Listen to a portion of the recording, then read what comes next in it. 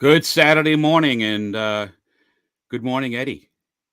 Hey, Chris, good morning. How are you? I am fantastic. How are you doing today? Doing great. Excited for our first show together. Yeah, I'm excited. I'm excited too. This has been in the works for a long time. I mean, it's we've been talking about it for a long time, and just a little backstory for everybody that's watching. I somebody sent a tweet out a while back and kind of mentioned this, and it's something that just kind of resonated with me. I don't, all due respect to everybody that has a show that just does picks or that type of thing. My excitement about sharing what I know, and again, by I'm no means am I a subject matter expert on things, but I love to talk handicapping. I love to talk about different angles. I love to talk about how people arrive at different decisions because basically all this it's an opinion game.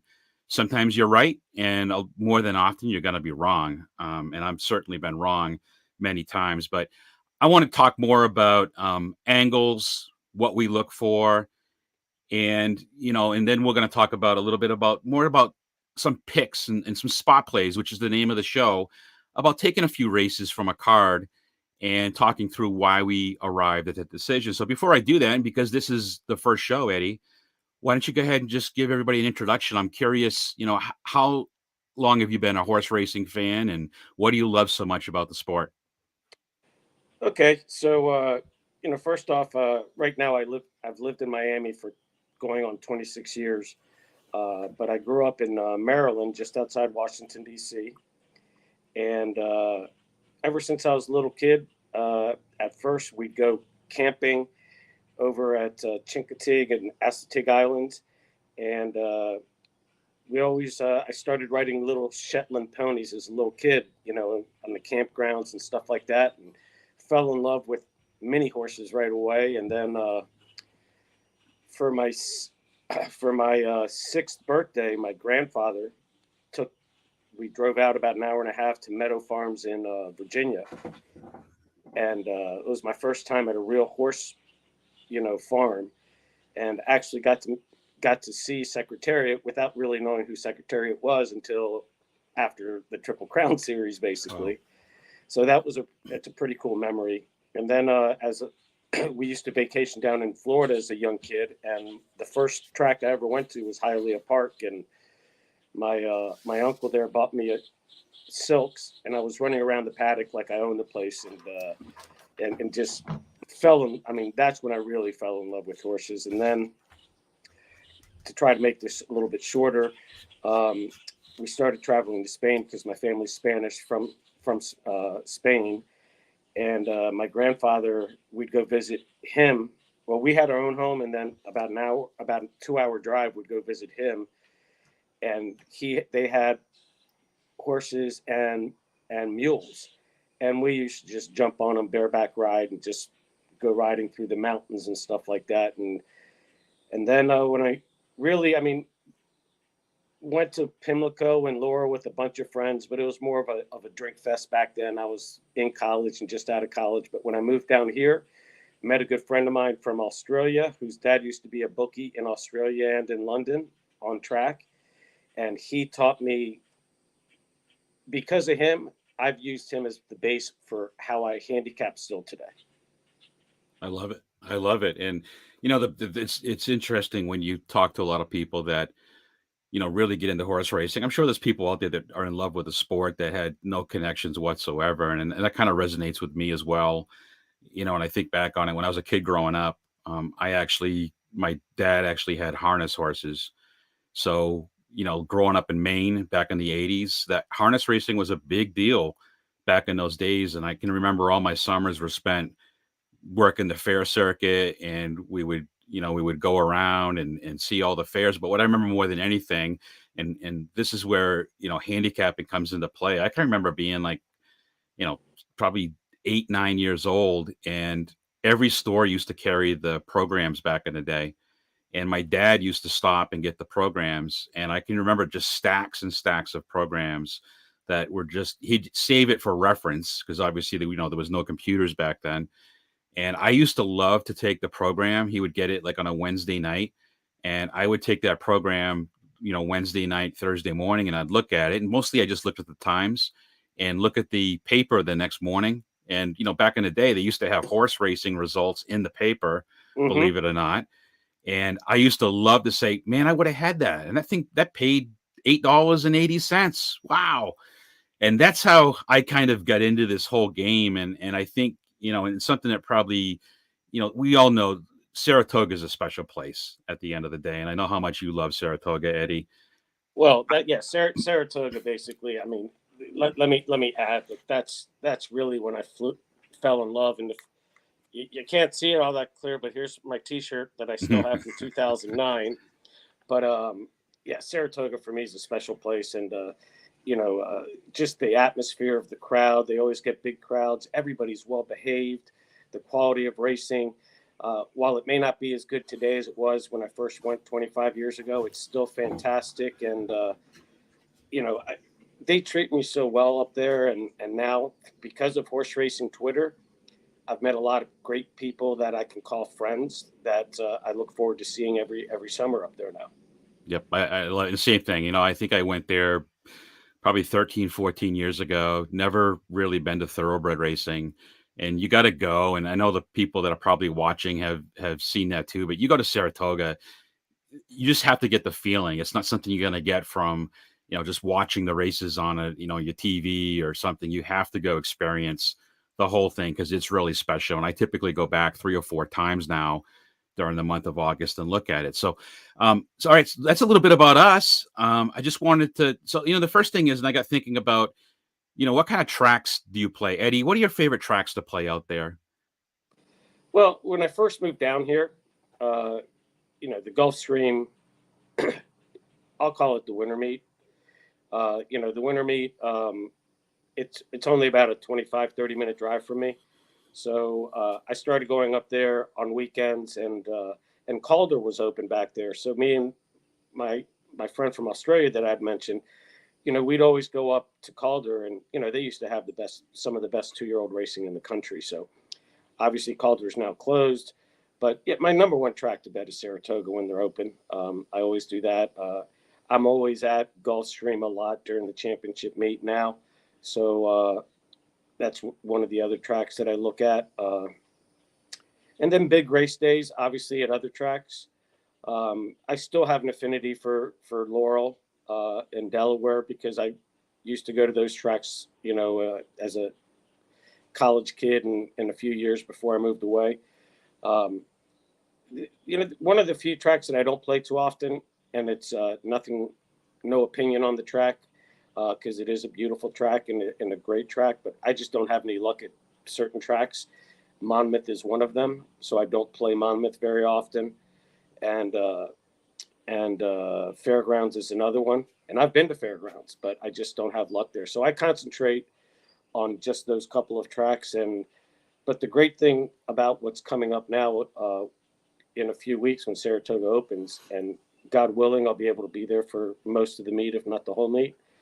Um, when I'm there, I only look at Saratoga. I don't look at any other track. And I will tell you that that's one of the reasons this will be my 26th year. So in 25 years, um, just very fortunate, but also because I put 4 hours or so into every card.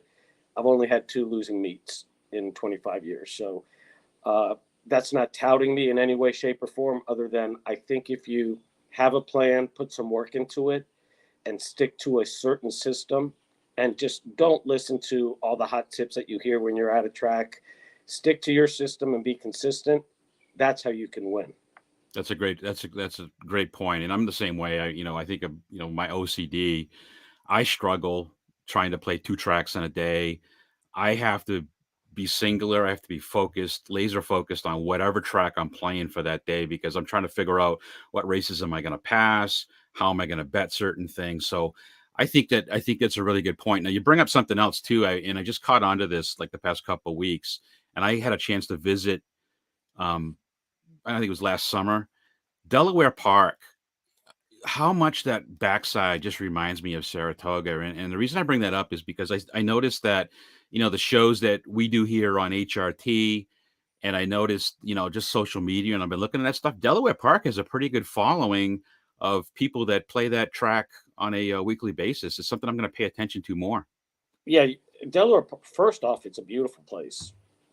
It's I kind of liken it to Monmouth, and I've only been at Monmouth once, but Delaware Park, especially since they were one of the first parks that got a Racino, and but they do it right. They funnel the money right. They put it back into the races, and I know a couple of trainers that were very loyal to Maryland racing, and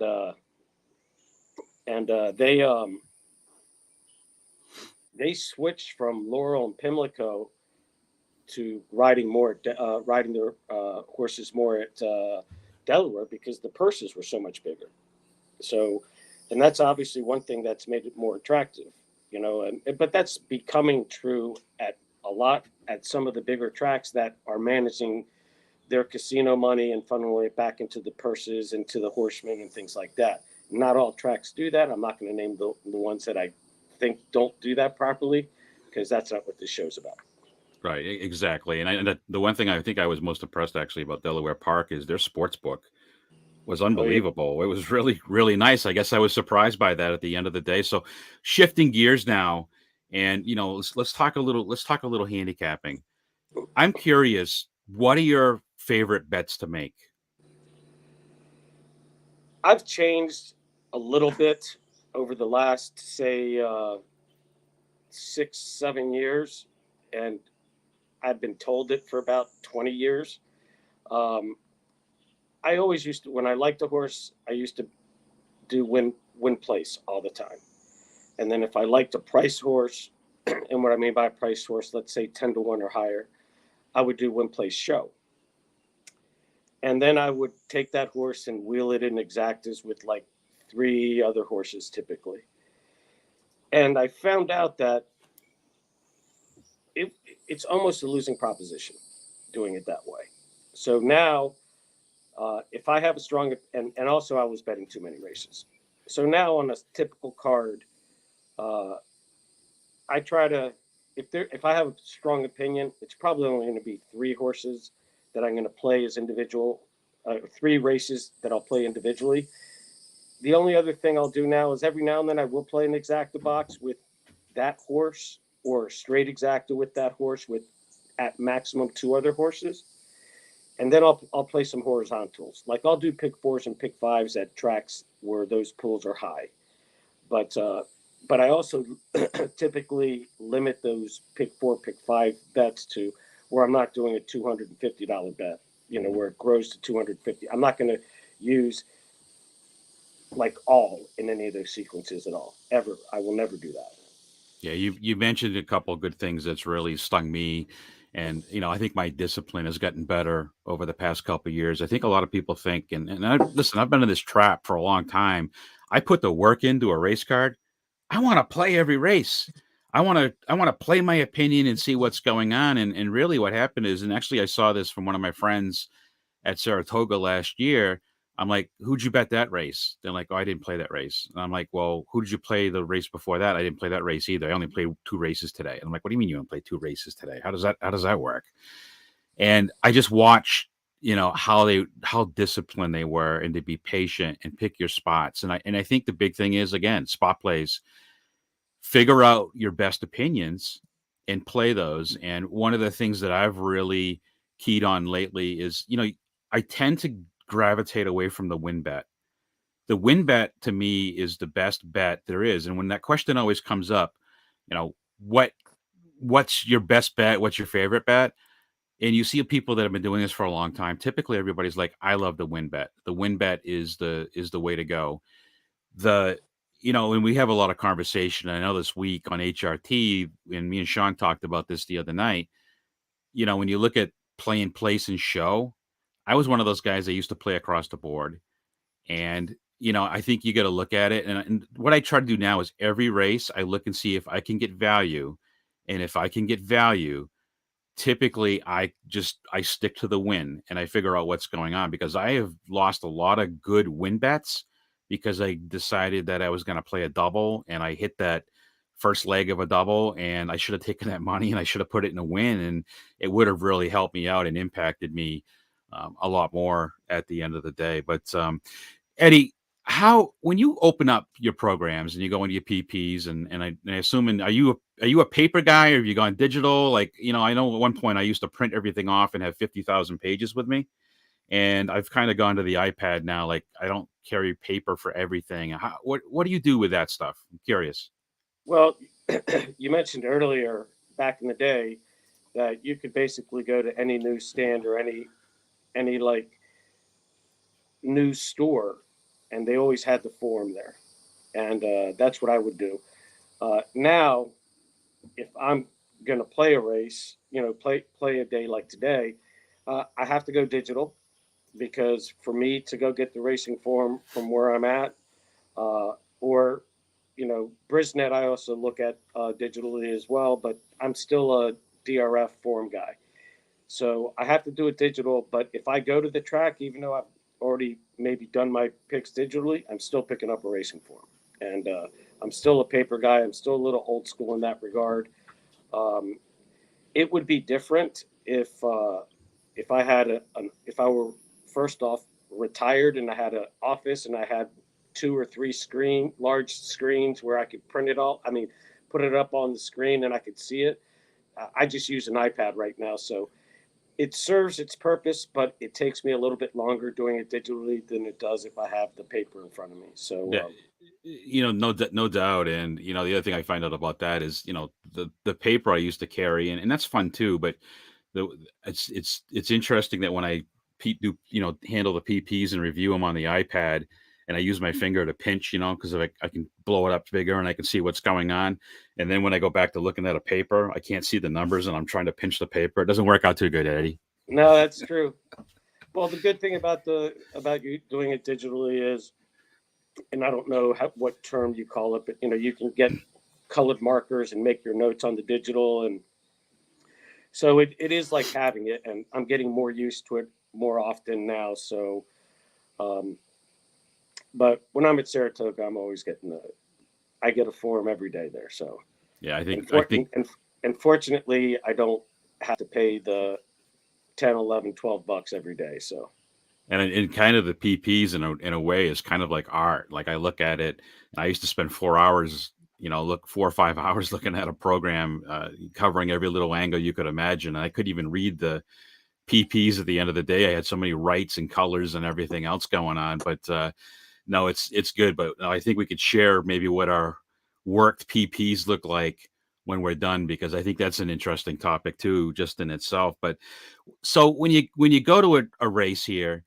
I'm curious, when you open up a race card and you look at it, I mean, what are you doing? Are you scanning every single race? Are you handicapping every race? What's your strategy there, Eddie? okay, so I will look at every race just because the first thing I always do is I'll look at the condition of the race.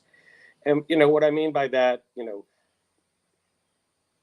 what are the entry levels of the race? What are the restrictions of the race? What are the weight allowances of the race? If it's a 3-year-old and older, is it a claiming race? Is it an optional claiming race? Is it an allowance race? Is it a stakes race? So I read the conditions, but when I first started doing that, it took me a little while to understand it. Now I can read the conditions and understand it in 10 seconds. So that's the first thing I do. And then me, because of the way I was taught by my friend that I mentioned from Australia, the first thing I do is I'll scan the whole card and I look at breeding. I don't look at anything else but breeding. And if I see there's a couple of horses, the lineages that I look at, if a horse is out of a candy ride or a deputy minister lineage, and I mean, I know deputy minister was ran 25, 30 years ago, even longer, but I know some of his great horses out of that lineage. I mean, you've got Awesome Again, Ghost Sapper, Curlin, Rags to Riches. So you've got a lot of these horses and there's the here, and I mean, I could go on and on and on and talk about them. So I know that lineage. So I'm always looking for that. And now, more recently, I'm looking for Not This Time. He's turned out to be a great young sire. I also look for Medaglia de Oro, and I look for Uncle Moe's, and obviously you still got to look at Tappet. So I look at breeding. I highlight the breeder. If there's a horse in there, I highlight it. It doesn't mean I'm going to bet it. Okay. And then obviously you got to look at a couple of important things. You got to look at um, how the race is going to run. You know, I always look at early. Is there a standout early speed horse?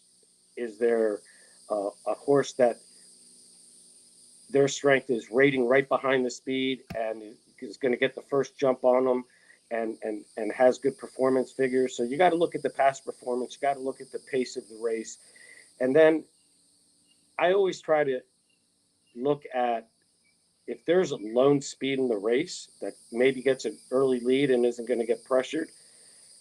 I mean, that's a good angle to look at. But then if there's multiple speed horses, then that's when you got to look at the horses behind them, the horses that are rating a length or two behind the speed, and then the closers. Is there a typical closer? Is there somebody that closes like a Zenyatta? Is there somebody that closes like a Concern used to close back in the day? So you got to look at that and make your notes on that too. You can, I know that you're going to show something where is it an EP horse? Is it, you know, that? I mean, I kind of classify it a little bit different. I just classify it in numbers. Is there a one? Is there a two? Is there a three that stands out? Things like that. So, but again, because I've been doing it so long, it doesn't take me too long to go through it. Now, and like I said, I'll look at every race that way. But what I'm also doing is I look at it is I'm eliminating horses pretty early too. The horses that I don't think I can win, because then that narrows down who I, based on my handicapping, who I think can win. But if I'm betting, if I have strong opinions on more than three races, either I've done a really good job or I'm betting too many races. So I try to limit it to three races per card. And then and that's I'm talking about win bets, and then I'll do my horizontal betting if I have, if I can keep it to a manageable figure. And absolutely, and we'll talk about pace down the road at some point because that's my obsession. I'm a pace handicapper. When everybody says, "Hey, you're a class handicapper, you're a pace handicapper," for me, pace makes the race every time, and that's where I can typically find a lot of value. And I'm hoping, one of the goals and objectives here is I can, maybe we can teach something or teach each other something, so it can make us a better handicapper down the road at the end of the day. So let's just switch over now, Eddie, and let's talk about the spot plays that we came up with today. And let me see if I can share my screen here and show. Here we are, right here.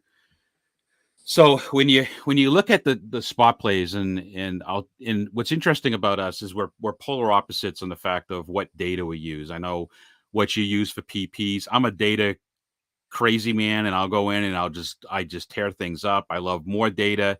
Sometimes it can be paralysis of analysis, and I figured that out, where you spend too much time analyzing everything when I'm actually better when I just do a quick check on what's going on. So we're going to shift over to Belmont Park, and it's cool up here in the Northeast.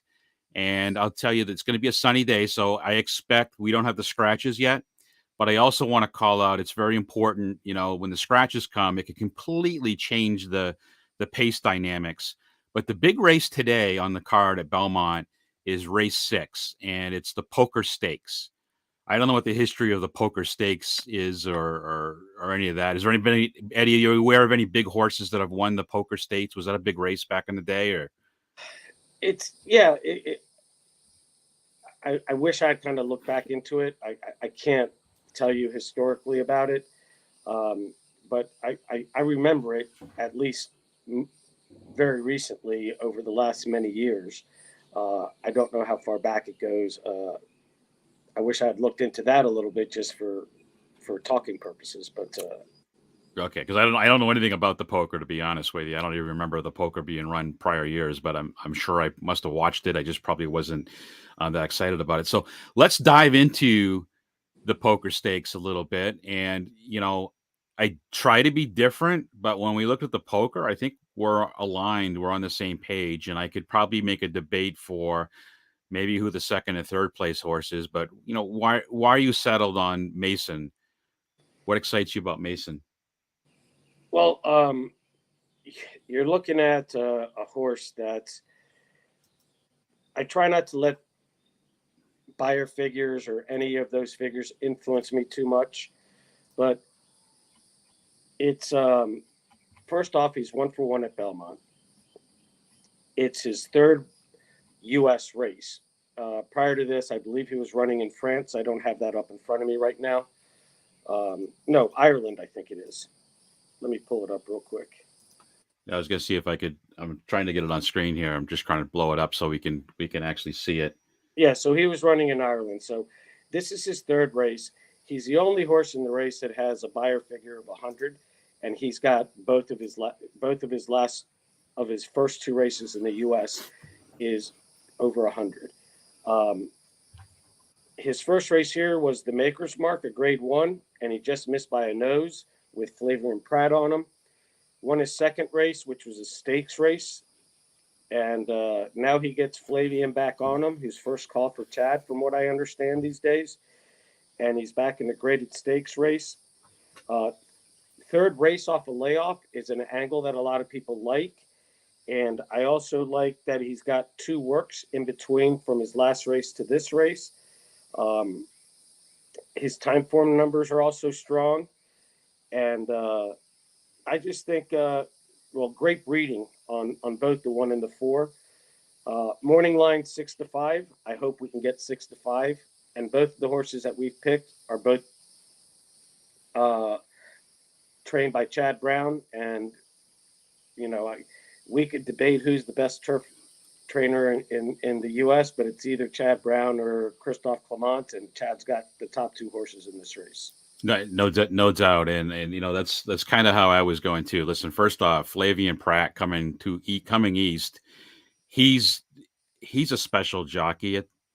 He's a really good jockey, and he's really good on the turf. And one of the biggest angles for me is Chad Brown, Flavian Pratt. I'm not. They have to be included. They have to be considered. I'm not really sure. And Mason's a really good horse. So I agree with every single thing you have. I guess I'm more concerned. I just want to ask you about. The 4 is your second choice. What do you like about the 4, Eddie? Public sector. Well, so the thing about the 4 is, again, he's a Chad Brown horse, and he's also got Jose Ortiz, who Jose and his brother Irad have been first call for Chad for many years now.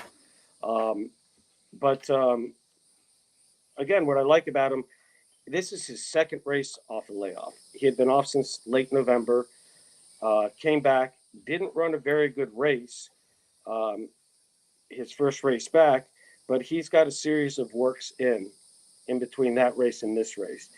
And, look, he's been running in graded stakes company. He's got 2 wins in a grade 2. He's got he has a grade 3 win. He's the main threat. And it's just, again, second race off the layoff, and Chad's not going to run him if he doesn't think he can run 1-2 in this race. Absolutely. And then the other thing I'll just mention, because I know you had mentioned the 5 horse. Mm-hmm. Trust me when I tell you, it's hard for me to not use the 5 horse, just because his sire's Go Sapper out of Awesome Again, which is out of Deputy Minister. So I talked about how much I love that breeding. And on the dam side, he's out of Dynaformer. So regally bred to love any distance and any surface. But, I'm not going too deep in this card because it's only a 5 horse race to begin with. So I think the 1 and the 4 are the clear cut horses. Yeah, no doubt. And I tried to do the same thing. Listen, I love the 1 here. I don't, for me, he's probably a single. Trying to figure out the second horse, and we talk about pace. The only thing I would just call out is the 4. So the 1 is he's an EP, and the 4 is a presser. So I like to, when you're looking at exactas, I like to take the opposite pace type, even though an EP, because it's the versatile style, you can have that. But my preference is EPP or you take an EPE. So when I'm looking at that, that's why I would take the 4 in the number 2 spot, and I would round it out with the number 5. That's how I kind of take that. So not that we're going to be aligned and we agree on everything, Eddie, but we're certainly aligned, I think, in this race. Yep, yep. My only concern with the one is if the five goes with them and pressures them, is the one going to go with him, or is he going to let the five go and just sit off his, hindquarters and then make a move around the turn? Okay, and then the rest of them, we picked some different races, and I just wanted to touch on, what do you like about the horses in the race? So the first one was race number 7, where you went 8-1. What are your thoughts there on the 7th race? Well, so the eight, one of the first things that attracted me to this horse is that it ran at Saratoga first time out last year in a maiden special weight, a mile and the 16th on the turf, and they bet him down to 6-1 first time out, and he won. Not easy. If you win first time out at Saratoga, that already makes you a pretty good horse. And then he's trained by Shug McGahee, who's obviously an all-time great trainer, and Shug immediately puts him in a graded one stakes race at Woodbine, his next race out, and they bet him down to just under 4-1. And I actually went back and looked at that replay, which is something we'll get into on another show, how that important it is to me in my handicapping, watching replays. He got into a little bit of trouble, but it doesn't tell you that on, if you look over to the right there, it just says rail, no closing. But he got boxed in a little bit. So he didn't have the room. So, and then Chug bringing him back. Some people like first time Lasix as an angle. You can use it as an angle, but I know that they like them. Long layoffs to me on turf is never an issue. Horses are meant to run on grass. They run on grass when they're not training. Uh, and for a lot of horses, it's their preferred surfaces. So the long layoff, I don't look at it too strongly. And again, another horse that's bred so nicely for this race. He's out of Lemon Drop Kid, who's out of King Mambo, great turf sire, and on the dam side, out of Aurelia, who's out of Danzig. Um, you're giving me 6-1 on this with the way they liked him prior to this race. I give him a big shot at that price. Excellent. I like where you're going there. I think that's a really good choice. So, and I'm still getting used to all the screens. I'm multitasking here to the hills here at the end of the day, Eddie. But I am multi. better you than me because I can't do all this. So I'm glad I'm with you. My mouse is stuck. All right, here we go. Boom. I got it. I got it. My mouse is stuck. So the race that I focused on was the second race, and I like the 2-7, and let me show you kind of why, if I can get the right thing up here. So those of you guys know me, I'm a data nerd. So I love to take data and make my own analysis of it. And this is something that I'll share. I'm not afraid to share data with people if I can feel like it's going to make you better as a handicapper. I'm a visual learner. I like to see things visually. It really helps me with what I'm doing. So I still do the handicapping. I still go through that whole process that a lot of people do. But to go back and solidify my picks, I like to go back and see what the numbers tell me, because a lot of times I just try too hard to try and beat favorites. And, it's just one of the things that I do. And data just kind of helps me a little bit. So let me just show you what it looks like to me on the second race and what I'm talking about. So this looks like a lot of stuff, and it may be confusing as all heck for some people, but when I look at pace, and this is a mile and 16 on the turf, so just in the back of my mind, I probably look for a horse that's probably going to be just off the pace.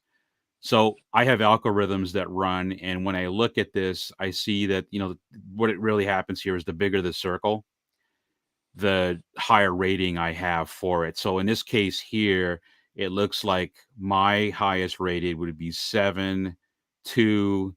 It looks like the 8, and it looks like maybe the 6 here in the middle. And here's where I go with it. So I look at 2 and 7 have the best total pace. Then I look at early pace, and I think the 2 is going to get out front with the 8. Doesn't look like there's a ton of front speed. So I think, and again, it says it right here. The pace with Aquarium points is a 17. So it tells me the pace is going to be moderate, not going to be a big concern where it's going to be a pace collapse. And then I look at the late speed and see what's happening here, and I see the 7. So I settle on, and maybe I'm making this a little too simple, and I could pull the PPs up and I could show you, hey, here's what I look at. But really, I'm going to leave it at this. I like the fact that I've got the 2-7. There's a gap here.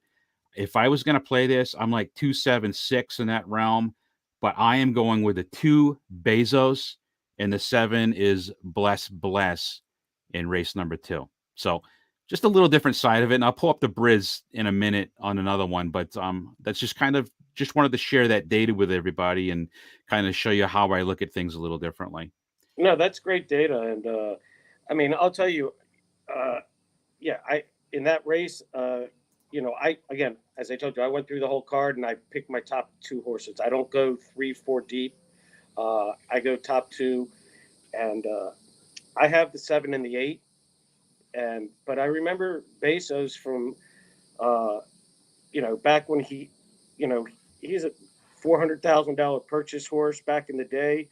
Um, was owned by Starlight Racing, and that group there, which I totally I know them, and they're a class organization, and I respect them.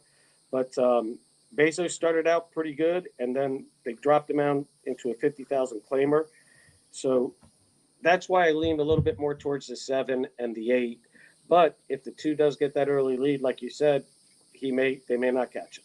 And that for me, and again, we've said this a million times, and I think we'll talk about this later down the road because again, we've got a lot of things that we want to cover, but we want to also not bounce around and get crazy here. But actually, that race is a 3-contender race for me, and I apply odds based on how many contenders I have. So actually, I am going 2, 7, 8. But if I'm going to beat the favorite, the 8, what I would do there personally, I'm going to wait and see what the tote board says.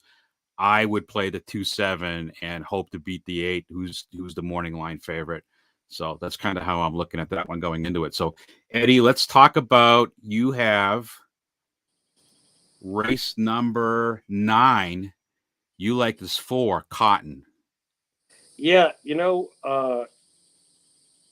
that's another horse that, again, when I look at the race, there's a couple things that stood out to me. First off, he's 12-1, so that's appealing to me right there off the bat, because a lot of these horses, this isn't the greatest Belmont card, but the last few races, going back to the poker, they're not bad cards. Um, but when I look at that the 4 horse Cotton, second race off a layoff, but when you look at, he's got 2 pretty solid works after that. He hadn't run since mid-November, and then he's got his last work was really nice. 4 furlongs in 48.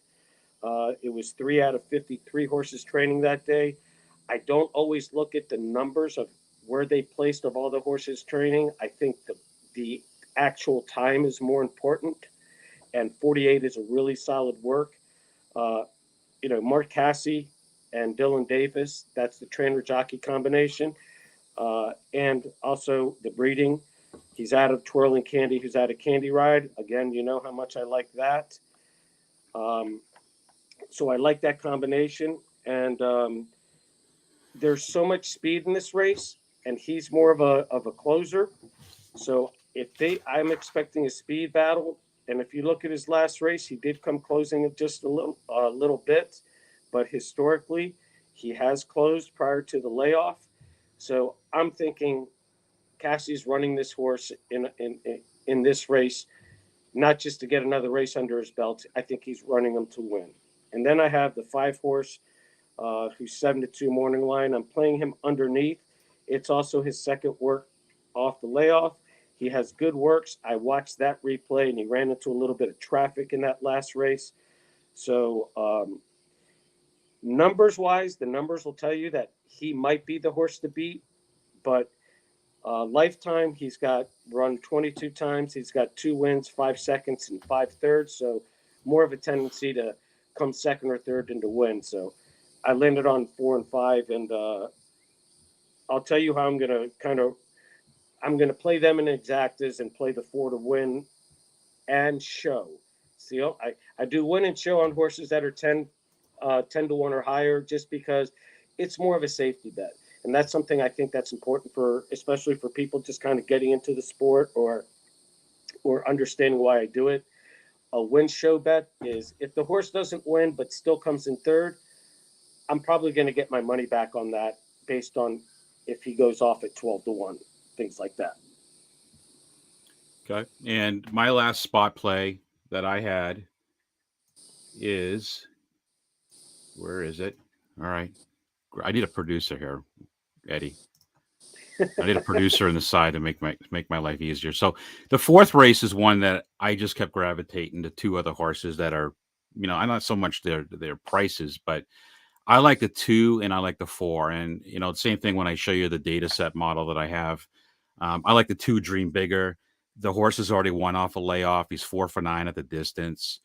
He's dropping. I mean, he's going from a optional claimer to a claimer for 12.5, which is, I think he's raced there before. He's already won at that level. So there's some positives there at the end of the day. And I want to look at, so when I look at my pace model, if I can get it here. Here it is. So here's what I have here. So I have the highest rated be the 2 and the 4. Early pace should be the 2. He should set the pace. And then I've got the 4 with the best. So I think it's going to be the 4 and the 2. And I'm just double checking who the favorite is that race. I guess it's the 4. But that, to me, that's in, I think the pace styles match, if I'm right, too. 2's an EP and the 4 is a P. So that matches in. So I don't typically play boxes, but that may be a good one for a box. But I will play my opinion, and I will play the 2-4. I would play that one more weighted than I would the 4-2, if that makes sense. Yeah, So, I landed on the 2 in that race as well. Like I usually like horses moving up than dropping, mhm. but in this case, I'm not concerned, because that horse moved up from where he's claimed for the 10,000 and went up to 25, and now he's just dropping back to maybe a more reasonable 12.5 figure for that race.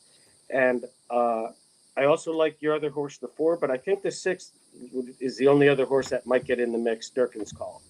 Yeah, I think, yeah, I got him listed on my thing too, but he'd be an underneath horse for me. But I'm just trying to stay 2. I'm actually 2, 4, 7, 1, 6. But if I'm playing there, I think I'm going all in into the 2. But All right, let me add one more thing, if you don't mind, Chris. go ahead. Another wager I am going to make today, and it's going to be a small wager, but there is a $290,000 late pick 5 carryover, and it starts in race 6. So make sure everybody understands what a pick 5 is. You have to pick the winner in 5 consecutive races, but you can use multiple horses in each race, so you don't just have to flat out pick one winner. So I'm going to start it in that race. That's the poker, the first race, race 6. I'm singling the 1 in that race. And then I'm not going to use too many races. In race 7, I'm using the 8 and the 1. In race 8, I'm using the 6 and the 3. In race 9, I'm using the 4 and the 5. And then in race 10, I'm using the 1, 4, and 5. For a 50-cent pick 5 bet, it's only $12. And you're going to probably have a pool that's going to probably get close to, I don't know, maybe $500,000 for that. $12 to win. You're not going to win $500,000, because you're not going to be the only winner of it, but you can pick up a nice chunk of change on something like that. It's good. And you got to put that out on Twitter at some point, Eddie, your late pick 5 ticket. Yeah, I'll put it out. Put it out so everybody can I'll see put it. it out. So these only other one call out I had on the race, and I'm going to be honest with you. If I play a pick 5, I have to have a couple strong opinions. I don't have a ton of strong opinions in this card. There's a lot of races I have 3 contenders, 4 contenders. Typically, if I have 4 contenders, that race is usually a pass for me. But the one horse I do want to call out that I think, if I'm going to play this one, he's a single for me, is the race number 3, the 1, Uptown Hustler. He's one of my top rated in the data. And I just really like that horse. So I think if you're going to do something early, or you're going to do something through that, again, that's how you add value, is by singling some of these tickets You know, I have with Uptown. I Uptown Hustler is my top pick in that race too. you So singling them, Eddie?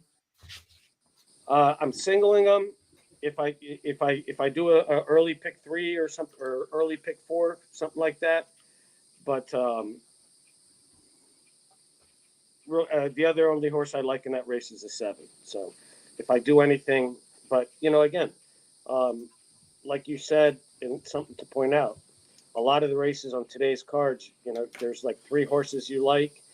Uh, this this third race is a perfect example. If you have a strong opinion on the one horse, 7-2 morning line. If he goes off at 3-1 or 7-2, that's a great price. So that would be one of the races that I would play if that's one of my strong opinions. That's a good point. So, a couple things I want to mention for the audience and those that are going to watch this show later on. I want to make sure that the show gets picked up, and we're going to put a lot of work into this, and I think we'll get better as we go here with streamlining. We're going to see this is how easy it is, Eddie. We're like, okay, we're not going to have 30 minutes. I could talk for 2 hours straight to Eddie. That's just how we connect and what's going on. But I just wanted to say, hey, listen, if you like the show, you like what you saw, you like what we're doing here, go ahead and give us a thumbs up if you would. And it really does help, with the algorithms and everything going on. If you haven't seen horse racing today, there's a great website over there. The guys that run the site here are fantastic. I can't say enough about Rich, Sean, Terry, Tom. They do a lot of great things. There's a lot of work, and I have a new respect for Rich and what he does every day. He typically does 2 shows a day, and the work that it takes to put something like this together. But I want to make it worthwhile for the audience. And again, if you have something that you got some feedback, you got something that you'd like to have discussed on a future show, you know how to get a hold of Eddie C. He's all over Twitter. He's all over social media. So it's me at Eddie C on Twitter. I have the SpotPlays HRT. I'll do a public unveiling in case you want to know. I am Horseplay RX. So um, if you want to reach out to me and send a note or whatever, feel free to do so. And again, this is for you guys as horse players. This is for me and Eddie. We enjoy doing this. This is a, Yeah, this is a this fun is thing. great. And let me just add something real quick before we go here. You guys, HRT put out a question the other day, um, about meeting people at the track and have they become your friends, and your experiences with that. Well, Chris is a perfect example. Chris and his brother came down to Gulfstream. We had only conversed on Twitter. We knew each other just a little bit from conversing on Twitter. We met up for a couple of days, had a great time, and it's because we connected, it led to this. So that's the great thing about horse racing Twitter. You get to meet a lot of great people, and hopefully Chris and I can bring you guys a lot of great contact and make it educational as well as make it handicapping to where we all can make a little bit extra money.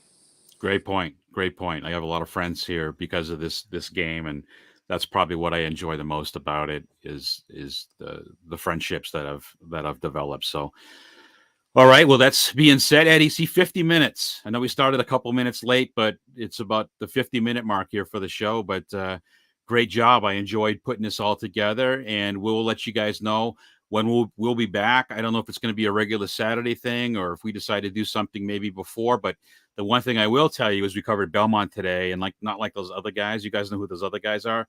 There was no bickering today, Eddie. Well, what I look forward to is moving forward is hopefully we can do uh, some regular and special shows on site at Saratoga. I'm working on trying to get something set up for that. But if we can't do it there, I got my lake cabin not far from Saratoga, so we'll be able to figure something out. But I really look forward to doing that because there we'll have some really good cards to look at and bigger fields as well. So Awesome. Awesome. I appreciate your time today, Eddie. I appreciate again everybody that joined in and partaked in the show. Again, if you like the show, give us a thumbs up and let us know what you do, and we'll put it out on Twitter. And if you wouldn't mind, give us a retweet. And what my objective is here at the end of the day is I would like to get some regular horse players to come on and just talk about what you do and what you like. It's not all about these people sometimes that, win the contest or they do this or they're on TV. That's not what this is about. It's about learning from each other and, having fun. That to me is more important than anything. So, And before we sign off, last thing I'm going to say is this. I did see a lot of comments coming by. Sorry we couldn't get to those comments, you guys. We did notice them. We are going to track those. So when you do come and follow us again on our future shows, we will address your comments. We'll give you a shout out. We do appreciate that and all your support.